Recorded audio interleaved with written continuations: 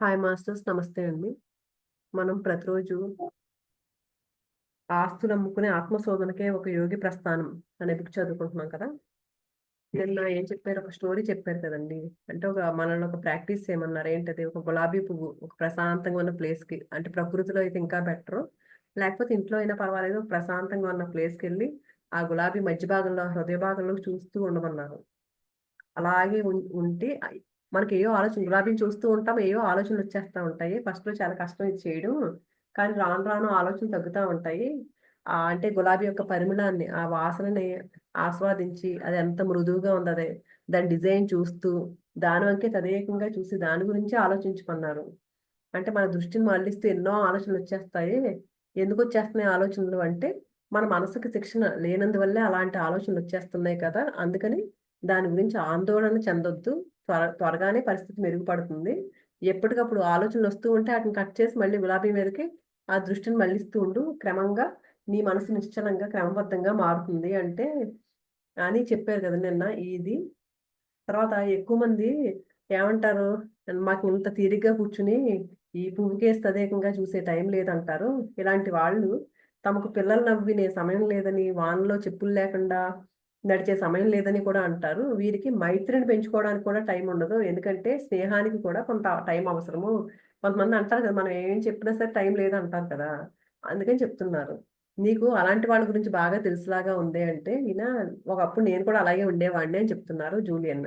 కాసేపు మౌనంగా ఉండి తర్వాత మళ్ళీ ఇంకా చెప్తున్నారు. మా అమ్మమ్మ గృహప్రవేశం రోజు ఈ గోడ గడియారం కేసు చూసి అది గుర్తొచ్చిందని చెప్పారు. అది కూడా చెప్పారు కదండి. ఏంటి, మనం ఎప్పుడు గడియారం, క్యాలెండరు మన జీవితాన్ని శాసించకుండా ప్రతి క్షణాన్ని ఆస్వాదించాలి. మన జీవితంలో ఉన్న మాధుర్యాన్ని అనుభవించాలి. ఆ మాధుర్యం కోసం ఇవేమి అడ్డుపడకుండా చూడాలి మనం. ఈ గడియారం, క్యాలెండర్ అంటే ఆ డేట్లు చూసుకుని, టైం చూసుకుని టెన్షన్ పడిపోకుండా జీవితాన్ని ఆస్వాదించాలి అని చెప్తున్నారు. నువ్వు ఇంకా ఈ గులాబీ పువ్వు ఇది చెప్పాను కదా ప్రాక్టీస్ చేయమని, దాని గురించి ఇంకా చెప్తున్నారు. ఇంకేంటి, ప్రతిరోజు చేయమంటున్నారు. ఆ గులాబీ పువ్వు టెక్నిక్, ఆ ప్రాక్టీస్ ప్రతిరోజు చేయమంటున్నారు. ఆపకుండా చాలా రోజుల పాటు ఆ గులాబీ పువ్వు యొక్క సౌందర్యాన్ని ఆఘ్రాణిస్తూ గడపమంటున్నారు. ఆ పువ్వు యొక్క సౌందర్యాన్ని చూస్తూ, దాని వాసన చూస్తూ ఎంజాయ్ చేస్తూ గడపమంటున్నారు. అలా ఒకటో రెండో వారాలు గడిచిన తర్వాత ఇంక ఇతర ఇతర విషయాలు, వేరే విషయాల మీద ధ్యాస పోకుండా కనీసం 20 నిమిషాల పాటు అభ్యాసం చేయగలుగుతావు అని చెప్తున్నారండి. అంటే ఎప్పుడైతే ప్రాక్టీస్ ఫస్ట్‌లో ఎంత 5 నిమిషాలు కూడా చేయలేమంట. కానీ ప్రాక్టీస్ చేయగా ఒక 20 నిమిషాల పాటు చేయగలుగుతావు. అలా చేయడం వల్ల నీ జీవితం అనే కోట నీ అదుపులోకి రావడం ప్రారంభమవుతుంది అని అర్థమవుతుంది నీకు. ఎప్పుడైతే ఆ ప్రాక్టీస్ చేయడం స్టార్ట్ చేస్తామో ఫస్ట్‌లో ఎంతో సేపు చేయలేకపోయినా వచ్చే కొలది ఎక్కువ సేపు చేయగలుగుతాము. అప్పటినుంచి నీ మనసు నువ్వు దేని మీద నిలవమంటే దాని మీదే నిలుస్తుంది. ఎందుకు ఈ గులాబీ ప్రాక్టీస్ ఎందుకు చేస్తున్నావంటే, మన మనసు మన కంట్రోల్‌లో తెచ్చుకోవడానికి. మనం ఏం చెప్తే అది మనసు వినేలాగా కంట్రోల్‌లో తెచ్చుకోవడానికి ఇది సాధన చేయమని చెప్తున్నారు. అది నీ బానిస అయ్యి, నీ కోసం ఎంత అసాధారణ పనైనా చేస్తుంది. ఎప్పుడైతే మన మనసు మన కంట్రోల్‌లోకొచ్చిందో, అది మన బానిసలాగా పనిచేస్తుందంటండి. మనం ఏం చెప్తే అదే చేస్తుంది. ఒక్కటి గుర్తుంచుకో, నువ్వైనా నీ మనసుని నియంత్రించాలి, నీ మనసైనా నిన్ను నియంత్రించాలి అని. అంటే ఇంకా నిత్య జీవితానికొస్తే నువ్వు ఇదివరకటి కంటే చాలా ప్రశాంతంగా ఉన్నట్టు గమనిస్తావు. ఎప్పుడైతే మన కంట్రోల్‌లోకి మన మనసొచ్చిందో, అప్పుడు చాలా ప్రశాంతంగా ఉంటాం. ఎందుకంటే ప్రతీదీ మనసు ఏం చేస్తది, కోరికలు గతంలోకో, భవిష్యత్తులోకి వెళ్ళిపోతా ఉంటది గదండీ. ఎప్పుడైతే మనం ఆపగలుగుతాము ఎరుకుతో ఉండి అప్పుడు. అందుకని ప్రశాంతంగా ఉంటాం మనం. ఈ ప్రపంచంలో అత్యధిక జనాభాను పరిచే ఆందోళన అన్నది క్రమంగా వదిలించుకోగలుగుతాం. ఎప్పుడైతే మనం మాట వింటుందో మన మనసు, ఈ ఆందోళనలు, టెన్షన్‌లు అన్నీ వదిలించుకోగలుగుతాము. మరింత శక్తిని, ఉత్సాహాన్ని పుంజుకుంటావు. అంతకంటే ముఖ్యంగా నీ జీవితంలోకి ఒక రకమైన ఆనంద భావన ప్రవేశిస్తుంది. నీ చుట్టూ ఉన్న ప్రపంచంలోని అనేక వస్తువుల విలువను నువ్వు గుర్తించగలుగుతావు. ఎప్పుడైతే ప్రశాంతంగా ఉంటావోనండి, అన్నిటిలోనూ ఆనందాన్ని చూడగలుగుతాం. అప్పటి వరకు మనకి పట్టించుకోని వస్తువు కూడా చేత ఆనందంగా కనిపిస్తుంది. ప్రతి విషయంలోనూ ఆనందాన్ని చూడగలుగుతాం ప్రశాంతంగా ఉన్నప్పుడు. అలాగే మన చుట్టూ ఉన్న ప్రతి వస్తువు యొక్క విలువను కూడా గుర్తించగలుగుతామంట అప్పుడు. ప్రతిరోజు నువ్వు ఎంత పనుల్లో నిమగ్నమై ఉన్నా, ఎన్ని సవాళ్లను ఎదుర్కోవాల్సి వచ్చినా, నీ గులాబీ దర్శనాన్ని మాత్రం మానకు. ఈ ప్రాక్టీస్ మాత్రం ప్రతిరోజు సాధన చేస్తూనే ఉండమంటున్నారు. ఎప్పుడైతే అలా చేస్తామో, అప్పుడు మనం దాన్నలా ఉంచుకోగలుగుతాము. అదే నీకు ఒయాసిస్. అదే నీ నిశ్శబ్ద విరామం. అదే నీ శాంతి ద్వీపం. నిశ్శబ్దంలోనూ, నిశ్చలతలోనూ గొప్ప శక్తి ఉంది అని మరవద్దు. జీవలక్షణం కలిగిన ప్రతి ప్రాణిలోనూ తొణికిసలాడే జ్ఞానాన్ని అందుకునే విశ్వజనీన ఆధారాన్ని చేరుకోవడానికి నిశ్చలత్వం మొదటి మెట్టు. అతను చెప్పిన దాంతో ఈయన విస్మయం చెందాడంటండి. ఆశ్చర్యం వేసిందంట ఈయనకి. ఏంటి ఇంత చిన్న వ్యూహంతో నా జీవిత ప్రమాణాన్ని మెరుగుపరుచుకోగలనా? దీన్ని పెంచుకోగలనా నేను? నిజంగా ఇది సాధ్యమేనా అని జాన్‌కి ఆశ్చర్యం వేస్తుందంటండి. ఏంటి జస్ట్ ఆ గులాబీ పువ్వుని చూస్తూ ఉండమన్నాడు అంతే. ఆయనకేం చెప్పలేదు. అంటే నీలో వచ్చిన సమూలమైన మార్పుకు గులాబీ గుండె కంటే పెద్ద కారణమే ఉండి ఉండాలి. ఈయనకి డౌట్ వచ్చిందంట. ఏంటి ఈ చిన్న దాంతోనే నువ్వు చేసేసావా? ఈ గులాబీ పువ్వుని దీన్ని అభ్యాసం చేస్తేనే నువ్వు ఈ స్టేజ్‌కి వచ్చేసావా? ఇంకా ఏదో పెద్ద కారణం ఉండే ఉంటదని ఇంకా అడుగుతున్నాడంటండి. అవును అది నిజమే. నాలో మార్పు ఇలాంటి ఎన్నో వ్యూహాలను ఏకకాలంలో ఉపయోగించడం వల్ల వచ్చింది. అంటే ఈ గులాబీ పువ్వు సాధన ఒకటే కాదు. ఇంకా చాలా ఉన్నాయి. అన్నీ కలిపి ఒకేసారి చేస్తూనే ఉండడం వల్ల నాలో మార్పొచ్చింది అంటున్నారు. భయపడకు అవన్నీ కూడా ఇందాక చెప్పిన అభ్యాసాల్లాగే సులువైనవే. అంత శక్తివంతమైనవే. అసలు కీలకం ఎక్కడుందంటే జాన్, నీ జీవితాన్ని మరింత సుసంపన్నం చేసుకోగల సామర్థ్యం నీలోనే ఉంది అని నువ్వు గుర్తించడంలో ఉంది. నిజంగానే అది చాలా ఎన్ని సాధన చేశాను నేను. కానీ నేను చెప్తున్నాను చాలా అభ్యాసాలు చేశాను. అవన్నీ కూడా చాలా ఈజీ అయినవే. ఇప్పుడు గులాబీ పువ్వుది ఈ అభ్యాసం ఎంత ఈజీగా ఉందో మిగిలినవన్నీ కూడా చాలా ఈజీగానే ఉంటాయి. ఎంత ఈజీయో మళ్ళీ అంత శక్తివంతంగా కూడా పనిచేస్తాయి అవన్నీ. కానీ అసలైన కిటికీ ఏంటి? నువ్వు నీ సామర్థ్యం అంటే నీ జీవితాన్ని మలుచుకోగల సామర్థ్యం నీలోనే ఉంది. అది నువ్వు గుర్తించాలి. ఫస్ట్ అది అసలైన కిటికీ అది చెప్తున్నారండి. అంటే మనలోనే ఉంది అంతులేని సామర్థ్యం. అది మనం గుర్తించడంలోనే ఉంది అసలు కిటుకు. జ్ఞాననిధి వంటి జూలియన్ తను శివన యోగుల దగ్గర నేర్చుకున్నది చెప్పడం ప్రారంభించాడు. మళ్ళీ ఇంకా కంటిన్యూ చేశాడు చెప్పడం. మనలో ఉన్న అనవసరమైన చింతలు, శక్తిని ఉడిగింపచేసే ఇతర దుష్ట ప్రభావాలను వదిలించుకోవడానికి రామన్ యోగి మరో వ్యూహం చెప్పాడు. అది ఇంకొకటి కూడా చెప్తున్నారండి ఆయనకి చెప్పింది. అదేంటంటే వ్యతిరేక ఆలోచనలు. ప్రకృతి న్యాయం ప్రకారం మన మనసు ఒకే సమయంలో ఒకే ఆలోచన చేయగలదు. నువ్వే ప్రయత్నించి చూడు. అది నిజమో కాదో. అంతే కదండీ! మన మన మనసు ఒకేసారి చాలా రకాలుగా ఆలోచించలేదు. ఒకే ఒక ఆలోచన చేస్తదంటండి మన మనసు. ఒకసారి గమనించి చూసుకోమంటున్నారు. ఎన్ని ఆలోచనలు చేయగలుగుతుందో మన మనసని. నేను ప్రయత్నించాను. అది నిజమే. జాన్ ఇప్పుడు వెంటనే ప్రయత్నించా. ఆయన చెప్పారు కదా! ఒక సమయంలో ఒక ఆలోచన మాత్రమే చేయగలుగుతావు. నువ్వు చూడు గమనించు ఒకసారి నీ మనసునంటే ఈయన గమనించాడంటండి. గమనిస్తే ఆ! నిజమే ఒక ఆలోచనే వస్తుంది ఒక్కోసారి అని చెప్పాడంట.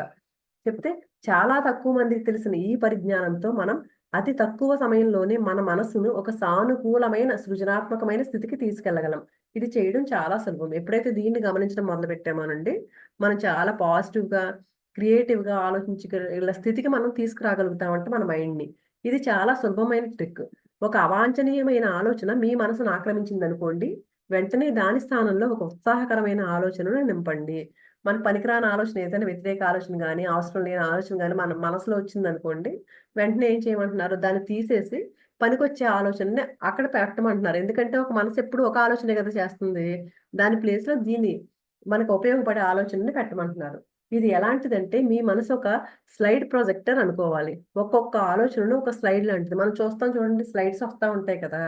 అందుకని ఒక్కొక్క ఆలోచన ఒక స్లైడ్ లాంటిదంట. ఎప్పుడైతే ఒక నెగెటివ్ ఆలోచన మనకి నెగెటివ్ భావం కలిగించే ఆలోచన వచ్చిందనుకోండి స్లైడ్ తెరపైకి మన మనసనే తెరపైకి, ఆ నెగెటివ్ ఆలోచన అనే స్లైడ్ వచ్చిందంటే, ఈయనేం చేయమంటున్నారు వెంటనే దాన్ని తొలగించేసి, మంచి భావాలున్న స్లైడ్ పెట్టమంటున్నారక్కడ. ఇదిగో ఈ సందర్భంలోనే మెడలో రుద్రాక్షమాల ఫస్ట్‌లో చూపించారు కదండీ ఈయన.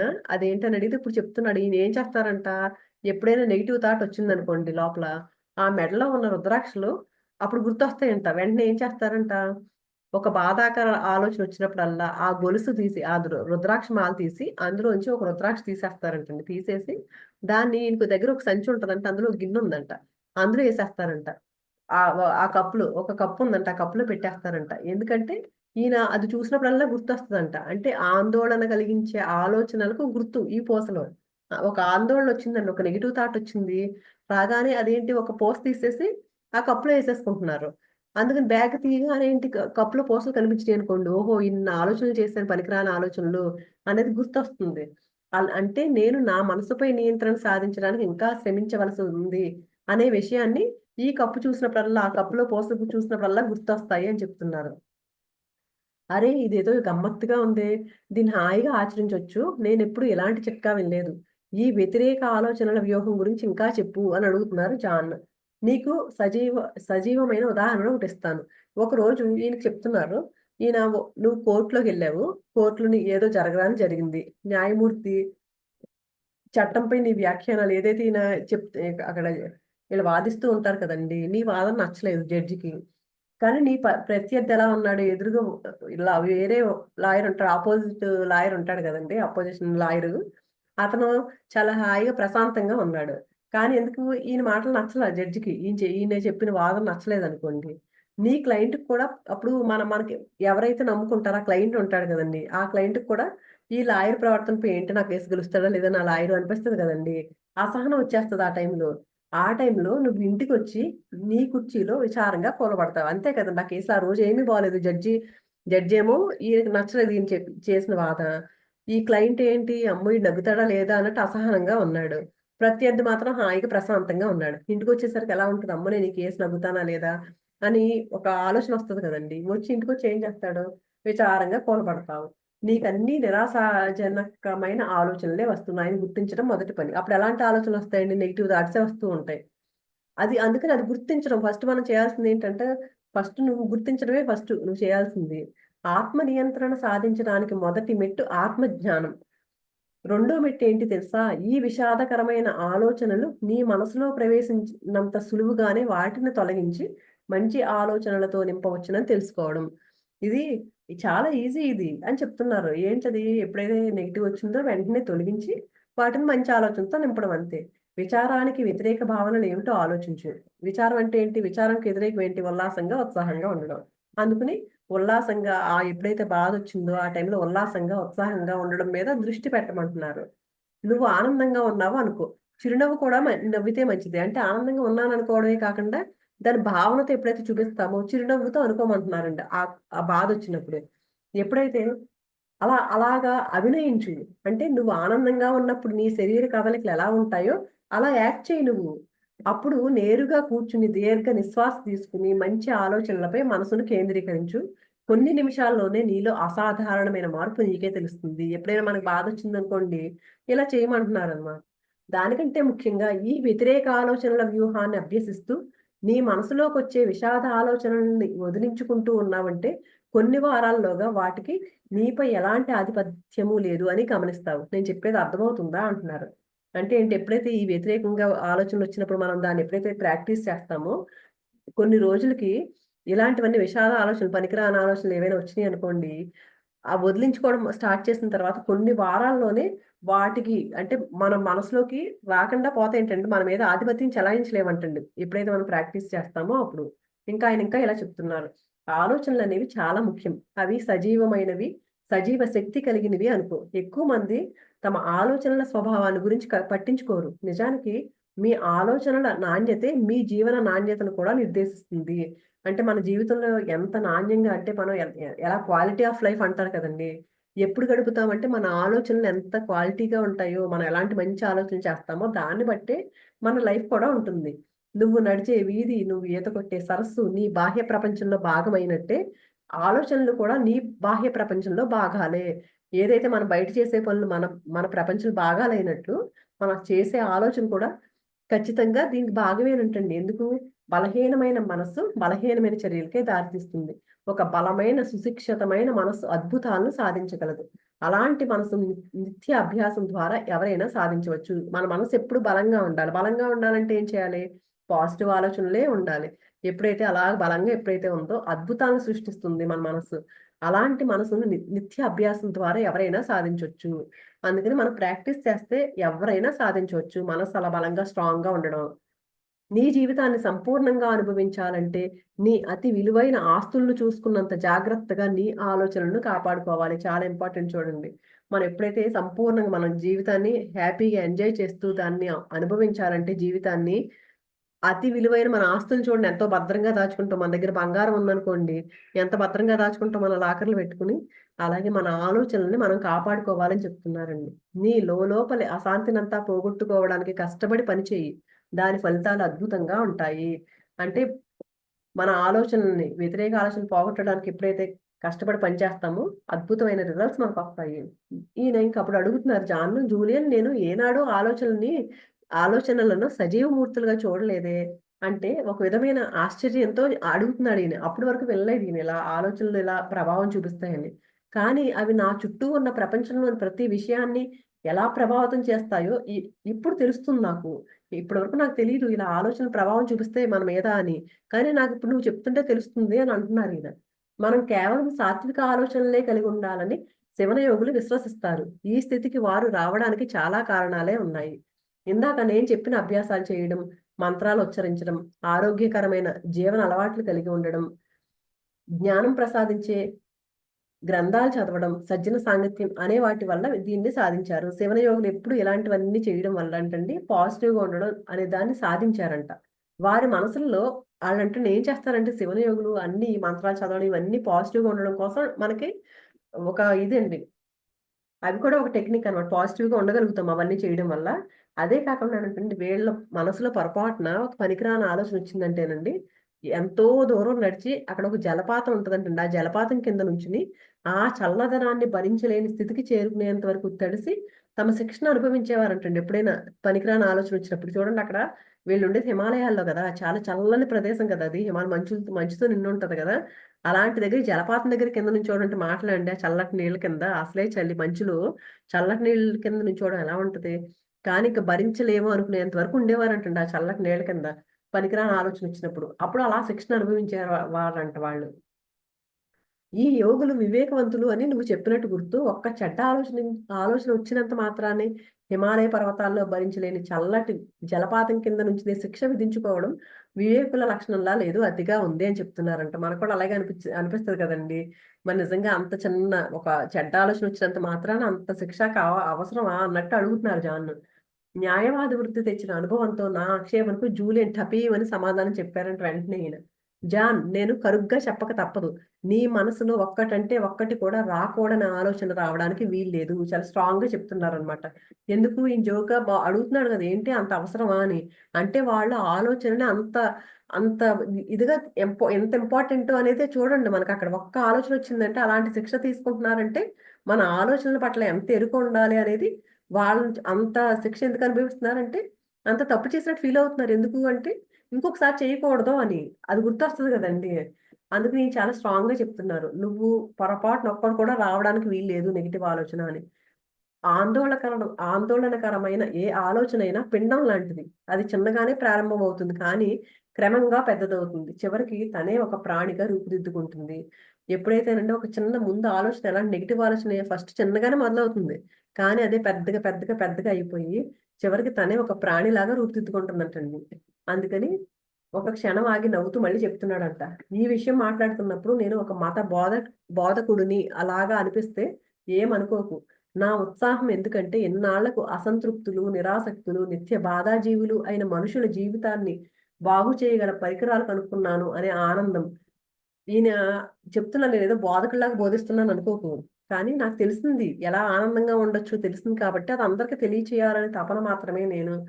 అది అందులో నాకు ఆనందం అని వాళ్ళ దినచర్యలో గులాబీ గుండె వ్యూహం, వ్యతిరేక ఆలోచనల వ్యూహం చేర్చుకున్నారంటే ఆ జీవితాలు ఎంత బాగుపడతాయో వారికి చెప్పాలి. ఇది తెలుసుకునే హక్కు వారికి ఉంది. మనం ఎప్పుడూ గుర్తుపెట్టుకోవాలండి. ఎప్పుడైతే ఆ గులాబీ సాధన చేయమన్నారు. ఇంకొకటి వ్యతిరేక ఆలోచనల స్థానంలో గమనించుకుంటూ మన ఆలోచనలు ఎలాంటివి వస్తున్నాయో దాన్ని పాజిటివ్ చేయమన్నారు. ఉద్యానవనం గురించి రామన్ జోగి చెప్పిన కథలోని ఇతర అంశాలకు వెళ్ళే ముందు వ్యక్తిగతం కానీ, అభివృద్ధికి కానీ పనికొచ్చే మరో రహస్యాన్ని చెప్తాను. ఇది అతి ప్రాచీనమైన సిద్ధాంతం. ప్రతిదీ 2 సార్లు సృష్టించబడుతుంది. ఒకటి మనసులో, రెండవది వాస్తవంలో అన్న దానిపై ఆధారపడింది. ఇప్పటికే ఆలోచనలు వస్తువులని, బయట ప్రపంచాన్ని ప్రభావితం చేయడానికి మనం పంపించే సందేశాలని నీకు చెప్పాను. అంతేకాక నీ బాహ్య ప్రపంచంలో మార్పులు చేయదలుచుకుంటే ముందు నీ అంతర ప్రపంచంలో ప్రారంభించి నీ ఆలోచనల స్థాయిని, సామర్థ్యాన్ని పెంచుకోవాలని ఇదివరకే చెప్పాను. ఈయన ఇంకా ఏం చెప్తున్నారు, మన జీవితంలో ఏదైనా ఒకటి కనిపించిందంటే ఏదైనా 2 సార్లు జరుగుతుందంటండి. ఏదైనా ప్రతీదీ 2 సార్లు సృష్టింపబడుతుంది. ఒకటేంటి మన లోపల ముందు అంటే మన ఆలోచనల రూపంలో ముందు ఏదైతే సృష్టించుకుంటామో, అదే మన బాహ్య ప్రపంచంలో మనకు సంఘటనలాగా కనిపిస్తుంది. అందుకని మన లోపల చేసే ఆలోచనలు మన బాహ్య ప్రపంచంలో మార్పు కావాలి అనుకుంటే, మన లోపల అంతర్ ప్రపంచంలో మనం చేసే ఆలోచనల స్థాయిని, సామర్థ్యాన్ని పెంచుకోమని చెప్తున్నారు. అంటే మన బయటికి మనం ఎలాంటి ఆలోచనలు చేస్తామో మన జీవితం అలాగే ఉంటుంది గాబట్టి, మనకి జీవితం ఎలా ఉంటే బావుంటదని మనం ఆనందంగా ఉంటామని మనం అనుకుంటామో, అలాంటి ఆలోచనలు మాత్రమే మనం చేయాలి. ఇలా ఆలోచనలు నిర్మలంగా, పరిపూర్ణంగా ఉండడానికి శివన యోగులు చక్కని మార్గాన్ని కనిపెట్టారు. ఈ నైపుణ్యం వల్ల వాళ్ళు తమ కోరికలను కూడా నిజం చేసుకోగలిగారు. ఈ పద్ధతి ఎవరికైనా పనిచేస్తుంది. ఎక్కువ డబ్బు సంపాదించాలనుకునే యువ న్యాయవాదికి, తన కుటుంబ జీవితాన్ని మరింత మెరుగుపరుచుకోవాలనుకునే తల్లికి, తన అమ్మకాలు పెంచుకోవాలనుకునే సేల్స్ మెన్‌కి అందరికీ ఇది పనిచేస్తుంది. దీన్ని యోగులు సరస్సు రహస్యం అని పిలుస్తారు. ఇంకొక దాన్ని శివన యోగులు ఏం చెప్పినా ఇంకొక దాన్ని చెప్తున్నారండి. ఏంటి సరస్సు రహస్యం అది. దీనికోసం యోగులు ఏం చేస్తారంటండి, పొద్దున్నే 4 గంటలకే నిద్రలేస్తారంట. ప్రాతకాలంలో ఎందుకంటే మనం అంటాం కదా! పొద్దున్నే మంచి ఎనర్జీస్ ఉంటాయి. ఆ టైంలో ఏం చేసినా పని బాగా హ్మ్. ఉపయోగపడుతుందది. అంటే కరెక్ట్‌గా అయిపోతుంది ఆ పని అనుకుంటాం కదండీ! వీళ్ళు కూడా ఎందుకు చేస్తారంటే, తమకు ప్రయోజనం చేకూర్చగలిగే మాంత్రిక లక్షణాలున్నాయి ఆ టైంలో అని వాళ్ళ నమ్మకం అంటండి. లేచిన వెంటనే వాళ్ళు చాలా వాలుగా, సన్నగా ఉన్న పర్వత సానువుల్లోంచి దారి వెంబడి నడిచి చివరికి తాము ఒకప్పుడు నివసించిన ప్రదేశం చేరుకుంటారంటండి పొద్దున్నే లేచి వీళ్ళు. అక్కడ కంటి చూపుకు కూడా సరిగ్గా ఆనని కాలిబాట వెంబడి అటు ఇటు సరుగుడు చెట్లు, అందమైన పూల చెట్ల మధ్య నడిచి ఒక విశాలమైన మైదాన ప్రాంతానికి చేరుకుంటారంట తెల్లవారుజామునే లేచి. అక్కడ ఒక తెల్ల తామరలున్న నీలి రంగు నీళ్ల సరస్సు ఉంటుందంటండి. వేల కొద్దీ తెల్ల తామరలుంటాయంట ఆ సరస్సులో. అక్కడ నీళ్లు చాలా నిశ్చలంగా, నెమ్మదిగా ఉంటాయంట. అది నిజంగా మనల్ని కట్టిపడేసే అద్భుత దృశ్యం. ఈ సరస్సు తమ పూర్వీకులకు యుగ యుగాలుగా సన్నిహితమైంది అని వారు నాకు చెప్పారు. శివని యోగులు ఆ సరస్సుకెళ్ళిపోతారంటండి పొద్దున్నే. చాలా అందంగా, అద్భుతంగా ఉంటదంట ఆ సరస్సు. ఆ సరస్సు రహస్యం ఏంటి అని అడుగుతున్నారంట. ఈయన వర్ణిస్తూ ఉంటే ఈయన అసహనం ఆపుకోలేక ఏంటసల ఆ సరస్సు గురించి ఏంటి అని అడిగితే, ఇంక జూలియన్ చెప్తున్నారు. యోగులంటండి సరస్సులోకి తదేకంగా చూస్తూ తమ కలలు నిజం కావడాన్ని అందులో దర్శించారు. అంటే నేనేం కావాలని కోరుకున్నామో దాన్ని ఆ సరస్సులో చూసేవారంటండి. అంటే అలా ఇమాజిన్ చేసుకునేవారంట. తాము కోరుకున్నది క్రమశిక్షణా సాధనైతే, తాము ఉదయాన్నే లేచి శారీరక శ్రమ కలిగించే కసరత్తులు చేసి, రోజుల తరబడి మౌనంగా ఉండి, తద్వారా తమ మనశ్శక్తిని పెంచుకున్నట్టు వారికి కనిపించేది. అలా కాక తాము కోరుకుంటున్నది ఆనందమైతే, ఆ సరస్సులోకి చూసి, తాము ఎడతెరిపి లేకుండా నవ్వుతున్నట్లు, లేదా తోటి యోగులు కనిపిస్తే ప్రతిసారి చిరునవ్వుతో వారిని పలకరిస్తున్నట్టు కనిపించేది. తాము కోరుకుంటున్నది ధైర్యమైతే, సంక్షోభాలు, సవాళ్లు ఎదురైనప్పుడు తాము ధీశక్తితో వాటిని ఎదుర్కొంటున్నట్టు కనిపించేది. అంటే ఏం కావాలో అలా ఉండేలాగా ఆ సరస్సులో చూడమంటున్నారు. రామన్ యోగి ఒక విషయం చెప్పాడు. అతను బాల్యంలో తోటి బాలుడి కంటే చాలా చిన్నగా ఉండేవాడు అంటండి చిన్నప్పుడు. అందుకని ఆత్మవిశ్వాసం చాలా తక్కువగా ఉండేదంట. చూడండి ఎవరికైనా చిన్నది ఏమన్నా బాడీ వేరేగా ఉందనుకోండి చిన్నప్పటి నుంచి అయ్యో! నేను పొట్టిగా ఉన్నాను అనుకుంటారు కదా! ఈయన కూడా అప్పట్లో ఈయన మీద ఈయనకి ఆత్మవిశ్వాసం చాలా తక్కువగా ఉండేదంట. ఎందుకంటే పొట్టిగా ఉండడం వల్ల. వారి పరిసరాల ప్రభావం వల్ల ఆ అబ్బాయిలు తన పట్ల అభిమానంగా, దయగా ఉన్నప్పటికీ అతను అభద్రతతో, సిగ్గుతో బాధపడేవారంట ఈ రామన్యోగి. ఈ బలహీనతను పోగొట్టుకోవడానికి అతను ఈ సరస్సుకొచ్చి తను ఎవరిలా ఉండాలనుకుంటున్నాడో వారి ప్రతిబింబాలను సరస్సులో చూసేవాడు. అంటే ఆ సరస్సు రహస్యం ఏంటి? మనకి ఏం కావాలనుకున్నామో ఆ సరస్సులో చూసి అలా ఊహించుకోమంటున్నారు కదా! అందుకు నేనేం చేసేవాడంటే పొట్టిగా ఉండేవాడంట. అందుకని ఆయన ఎలా ఉండాలనుకుంటున్నాడో ఆ ప్రతిబింబాన్ని అందులో చూసేవారంటండి ఆ సరస్సులో. ఒక్కో రోజు ఒక్కో గొప్ప నాయకుడిగా ఊహించుకునేవారంట తనని తాను. తను పొడుగ్గా ఉన్నట్టు, నించుని గంభీరమైన కంఠస్వరంతో ప్రసంగిస్తున్నట్లు, కొన్నిసార్లు తాను పెద్దవాడయ్యి, యోగిగా మారి అంతఃశక్తితో వెలుగుతున్నట్లు, తన జీవితంలో సాధించాలనుకున్నదంతా అతను మొదట సరస్సు ఉపరితలంపై చూసాడు. ఫస్ట్ ఈయన ఏం చేయాలనుకున్నాడో, ఏం సాధించాలనుకున్నాడో అంతా సరస్సులోకి చూసేవారంటండి ఈళ్ళు. అలాగే కొన్ని నెలల కాలంలోనే రామన్ యోగి తను కావాలనుకున్న వ్యక్తిగా మారాడు. ఎప్పుడైతే ప్రతిరోజు అలా చూస్తూ ఉండగా కొన్ని రోజులకి ఈయన ఏమనుకున్నాడో అలా మారాడంటండి. ఒక్క విషయం జాన్, మన మనసు చిత్రాలలో తనని తాను చూసుకుంటుంది. మన మనసు ఏం చేస్తదంటండి, ఎప్పుడైతే మనం ఆ ఇమాజిన్ ఏదైనా మనకి ఏది కావాలంటే అది ఒక చిత్రంలాగా ఒక ఇమేజ్ చేసుకొని మనం దాన్ని ఆ బొమ్మ ఆ చిత్రంలాగా చేసుకొని ఎప్పుడైతే మన మనసులో ఊహించడం మొదలుపెట్టామో అప్పుడు మనసు తనను తాను చూసుకుంటుందంటండి. చిత్రాలు నీ పట్ల నీ స్వీయ ఊహా చిత్రాన్ని ప్రభావితం చేస్తాయి. ఈ అభిప్రాయం నీ భావనలను, చర్యలను, సాధనలను ప్రభావితం చేస్తుంది. నీ స్వీయ ఊహా చిత్రం ప్రకారం నువ్వు సఫల న్యాయవాది కావడానికి తగిన వయస్సు లేదని చెప్పినా, లేదా నీ అలవాట్లు మార్చుకునే వయసు దాటిపోయావని చెప్పినా, నువ్వు నీ లక్ష్యాన్ని ఎప్పటికీ చేరుకోలేవు. ఇంకా అదే ఊహా చిత్రంలో మనం ఎలా అనుకుంటాము, పాజిటివ్‌గా నేను ఇలా ఏదవ్వాలనుకుంటే అదవుతుంది. అంటే ఇంకా ఆ చిత్రంలో ఏంటి నేను చిన్నోడిని గదా! ఇంకా అప్పుడే చేయలేననుకున్నా, లేకపోతే పెద్దోడినయిపోయాను, ఈ వయసు దాటిపోయింది నాకు. ఇలా అనుకున్నా లక్ష్యాన్ని చేరుకోలేమంటండి. కరెక్ట్‌గా మనం ఏదైతే అనుకుంటామో, మనకి ఏది కావాలనుకుంటామో కరెక్ట్‌గా కోరుకోవాలక్కడ. అలాగే నీ స్వీయ ఊహా చిత్రం ధనం, లక్ష్యం, ఆరోగ్యం, ఆనందం అనేవి నీకంటే భిన్నమైన నేపథ్యాల నుంచి వచ్చిన వారికే గాని నీకు కాదు అని చెప్తే, ఈ జోస్యమే చివరికి నీ జీవితంలో వాస్తవంగా మారుతుంది. కొంతమంది చూడండి ఆరోగ్యం వాళ్ళకుంది గాని నాకు లేదని, లేకపోతే ఆనందం నేను ఆనందంగా లేను. ఇలా అనుకుని అంటే ఇప్పుడు చూడండి, మనం డబ్బు ఉంది, అతను చాలా విజయం, ఎవరో ఉన్నారండి బిజినెస్ లో బాగా సంపాదించారు అన్నాం అనుకోండి, వాడు ఇప్పుడు అంబానీ కుటుంబంలో వాళ్ళు అనుకోండి, ఆ అంబానీ సంపాదించాడు మనకి ఎక్కడి నుంచి వస్తాయి అలా అనుకున్నాం అనుకోండి, ఎప్పటికీ రాదంటది.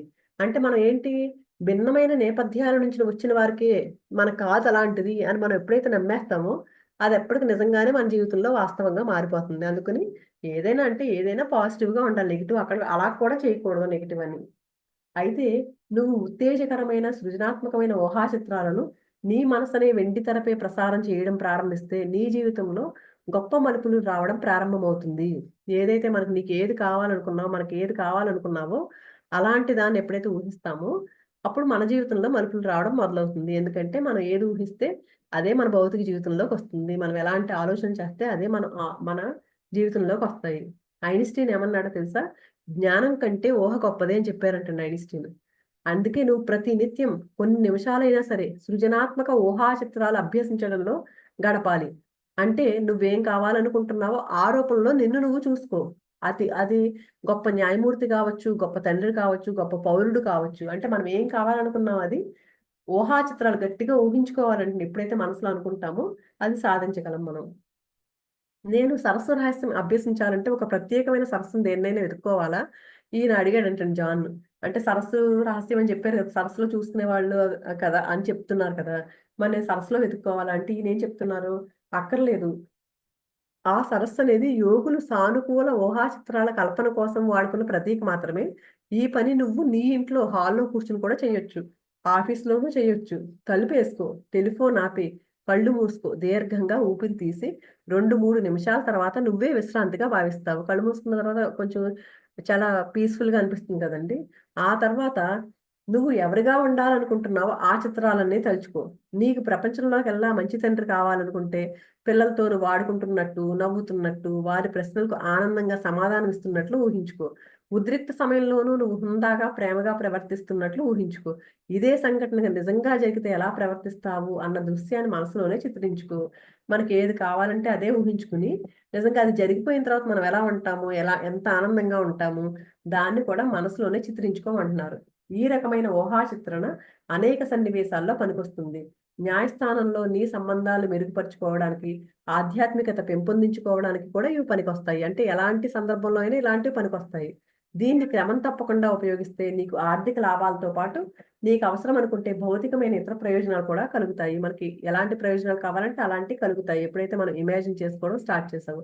కానీ నువ్వు అర్థం చేసుకోవాల్సిందల్లా ఒకటే. నువ్వు కోరుకున్నది నీకు అందించడానికి అవసరమైన మాంత్రిక శక్తి నీ మనసుకు ఉంది. మనసు అనేది చాలా ఇంపార్టెంట్. ఆ మనసు ఏదైనా చేయగలదు. అందుకని ఆ మాంత్రిక శక్తి నీకుంది. నీకేది కావాలో అది అందించే శక్తి నీ మనసుకుంది. అందుకని నీ జీవితంలో ఏదైనా లోటు ఉంటే అది నీ ఆలోచనల్లోనే లోపమే. బాగా గుర్తుపెట్టుకోవాలండి. మన జీవితంలో ఏదైనా లోటున్న మనకి ఏదో జరగట్లేదు, ఏదో లేదు అంటే ఆ లోటుకి కారణం ఏంటి అంటే మన ఆలోచన అక్కడ ఆ ఆలోచనలో లోపమే. అన్ని అద్భుతమైన ఊహా చిత్రాలతోనే నీ మనసును నింపుకో. అందుకు మనం ఏం చేయాలి? ఎప్పుడు అద్భుతంగానే ఊహించుకోవాలి. మన జీవితం చాలా బావుంది. ఎప్పుడైతే ఊహించుకుంటామో మనం నిజంగానే అద్భుతంగా ఉంటాము. ఒక్క ప్రతికూల చిత్రం వచ్చినా విషం కక్కినట్టే. ఒక చిన్న నెగెటివ్ థాట్ కూడా వచ్చినా కూడా మన మన జీవితంలో మనమే పెట్టుకుంటున్నట్టది.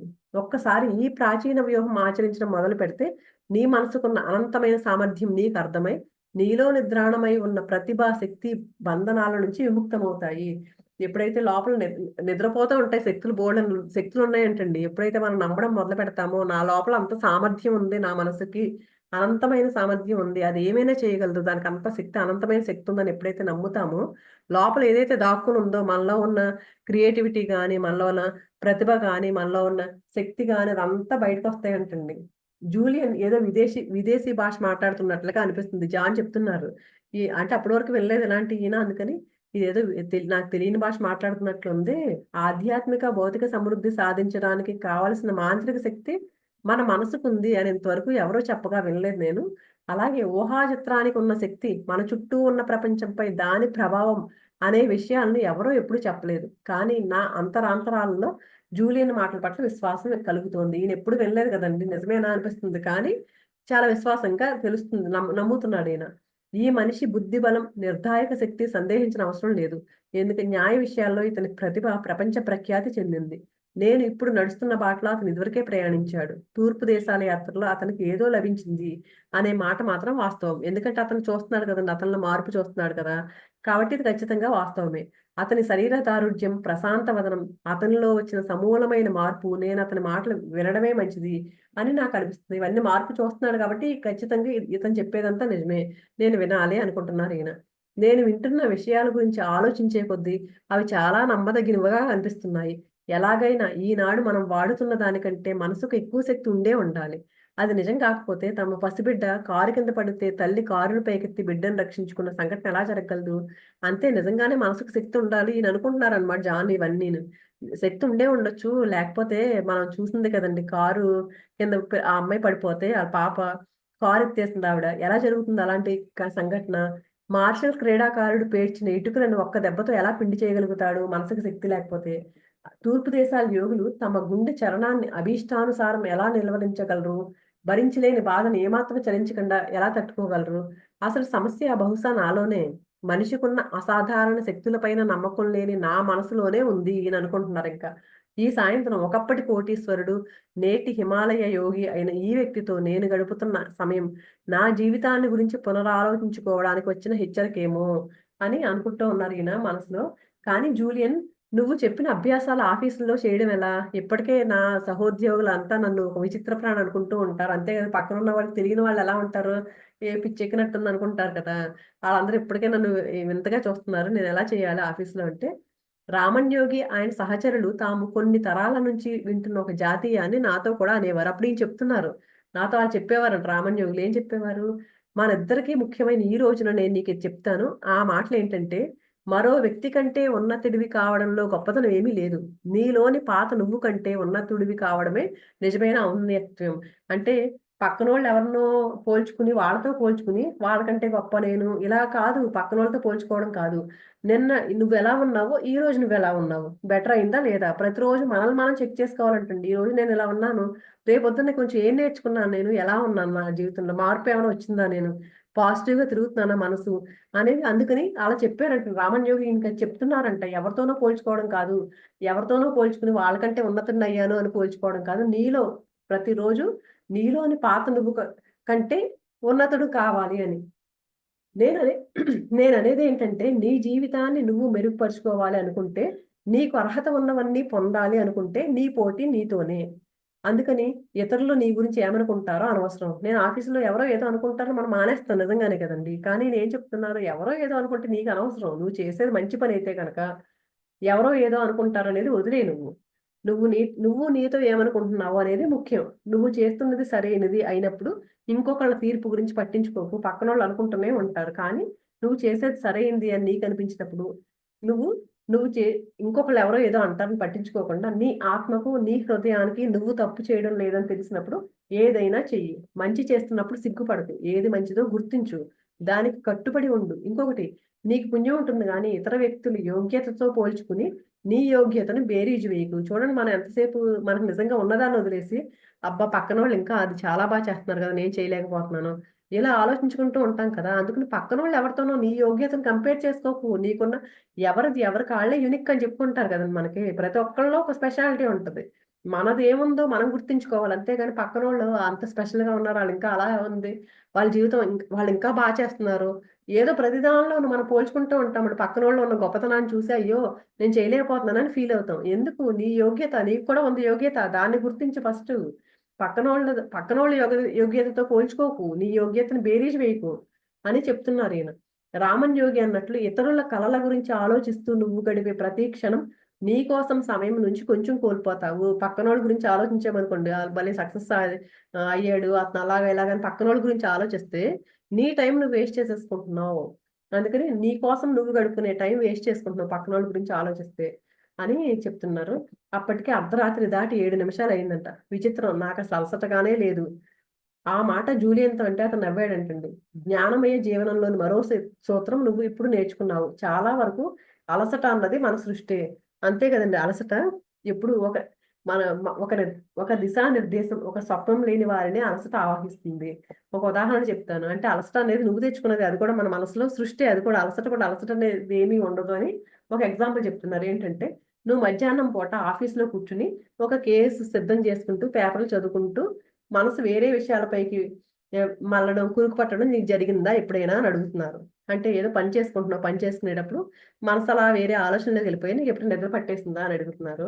అడుగుతున్నా అప్పుడప్పుడు అని అన్నాడంటండి జాన్. అన్న తర్వాత మళ్ళీ మనసులో ఏమనుకుంటున్నారు ఈయన, ఎప్పుడూ జరుగుతుంది అని చెప్పడానికి మొహాట పడ్డారంట. అంటే ఎప్పుడు అలాగే జరుగుతుందని. పని చేసే చోట నిద్ర రావడం అనేది అందరికీ సహజమే అంటే, కానీ అప్పుడు ఏ మిత్రుడు నీకు ఫోన్ చేశాడు అంటే ఆ టైంలో నిద్ర వస్తుందండి. ఏ మిత్రుడో ఫోన్ చేసి బేస్బాల్ ఆటకు ఆహ్వానించాడనుకో, లేకపోతే గోల్ఫ్ పైన ఏదో సందేహం అడగడానికి నీ సలహా అడిగాడనుకో, నీ మొత్తంతా వదిలి ఉత్సాహంగా అయిపోతావా లేదా? నా అంచనా సరిగ్గానే ఉందా అని అడుగుతున్నారు. అవును అంటే, అంటే నువ్వు ఆ పని చేయాలంటే ఇబ్బందిగా ఉంది. కానీ నువ్వు ఆడుకుందాం రా అని లేకపోతే ఆ ఆట గురించి మాట్లాడితే ఏమవుతుంది? నిద్రమంతంతా వదిలిపోయి దాని మీద మళ్ళీ ఉల్లాసంగా ఉంటుంది. అంటే జూలియన్ గొప్ప సంతృప్తితో ఉన్నాడు. ఏమన్నారంటండి అంటే, "నీ అలసటంతా నువ్వు సృష్టించుకున్నదే." ఆయన చెప్తున్నారు. అంటే అప్పటి వరకు అలసట ఉందని నిద్రొచ్చేస్తుంది అంటున్నావు గదా! మరి వెంటనే ఎందుకు ఉత్సాహం వచ్చింది అంటే, అదంతా మనం సృష్టించుకున్నదే. ఎందుకు? నీకు చికాకేసే పని నుంచి తప్పించుకోవడానికి నువ్వు కల్పించుకున్న సాకు అది. ఈ రాత్రి నీకు నా కథ ఆకర్షణీయంగా ఉంది. నేను నేర్పిన విజ్ఞానాన్ని తెలుసుకోవాలని నీకు కుతూహలంగా ఉంది. ఈ ఆసక్తి, మానసిక ఏకాగ్రత నీకు శక్తినిచ్చాయి.